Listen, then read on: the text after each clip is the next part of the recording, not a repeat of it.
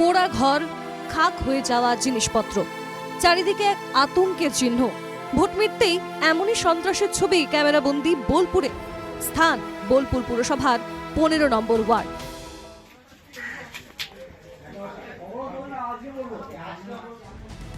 এলাকায় বিজেপির সক্রিয় কর্মী বলেই পরিচিত শম্ভু বারুই ও প্রীতম ভৌমিক।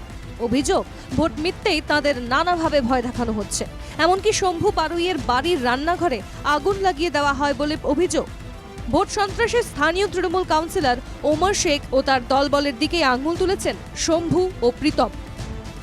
আমাকে গতকাল রাতে যারা হুমকি দিয়ে গেছে তাদেরই কাজ এটা। কারা হুমকি দিয়ে গেছে? টিএমসির স্টাফ যারা আছে, কর্মী যারা আছে তারা এসেছিল।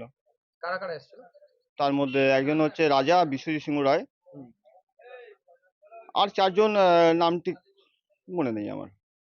কার নেতৃত্বে এরকম হয়েছে, কি হয়েছে? অবশ্যই বিশ্বজিৎ সিংহ রায় যখন এসেছিল, আমাদের যে কাউন্সিলর রয়েছে ওমর শেখ, বিশ্বজিৎ সিংহ রায় হচ্ছে অমর শেখের ডানহাত ভাত, তো ও যখন এসেছিল নিশ্চয়ই অমর শেখের মদতেই এসেছিল।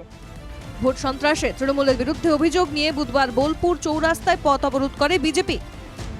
অবরোধে সামিল হন বোলপুর লোকসভার বিজেপি প্রার্থী পিয়া সাহা।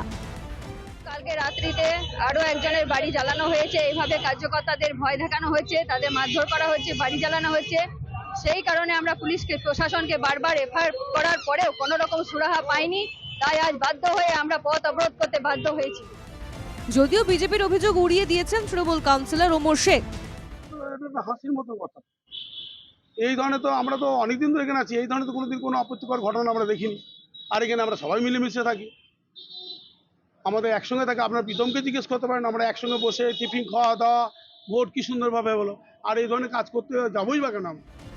খবর পেয়ে ঘটনাস্থলে আসে বোলপুর থানার পুলিশ।